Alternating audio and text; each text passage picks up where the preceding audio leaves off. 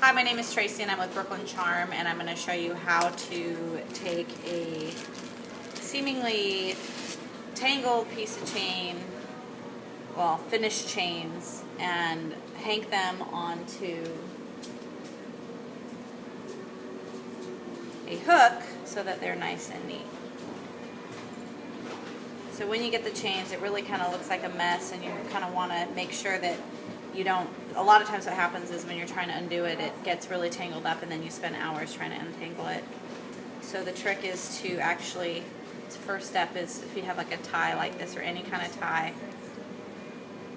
is to make sure that the chains are not crossing over the tie, so that, you know, if one chain is coming out this side, it's not pushing over to the other side. So I'm going to do that.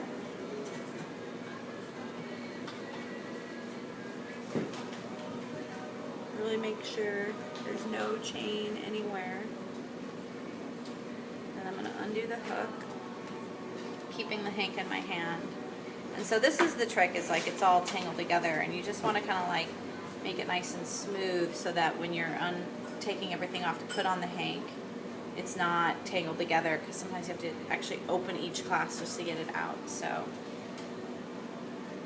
just kind of for a minute, use your thumbs to sort of work through the clasps, because they'll get tangled up. And believe it or not, just by doing this, you'll really start to untangle it. And this takes a matter of minutes. If you don't do it right, you could spend hours undoing the damage that you've done. So then you get these little shower curtain hooks. These are really nice. You can get them at the hardware store, Bed Bath & Beyond, or online if you need a lot of them for cheap. And then, so pretty much untangled. You'll have a few casualties in there, especially with these vintage chains.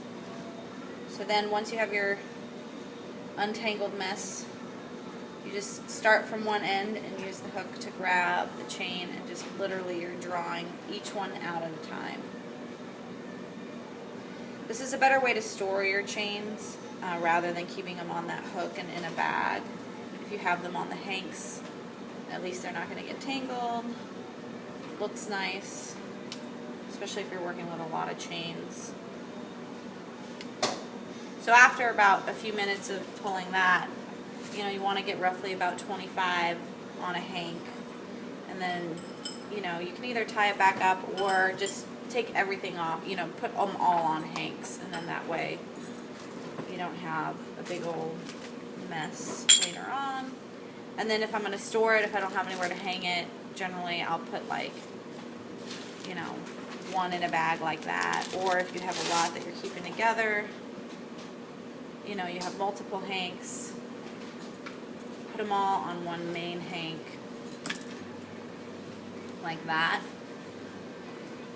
And then have some sort of anchor for that main hank, which I use these, or just some kind of piece of paper, so that when it's in the bag, later when you go to pull it out of the bag, instead of trying to search for this one, you just grab this and that'll grab the main hank.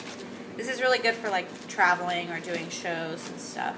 So that's how to deal with vintage chains.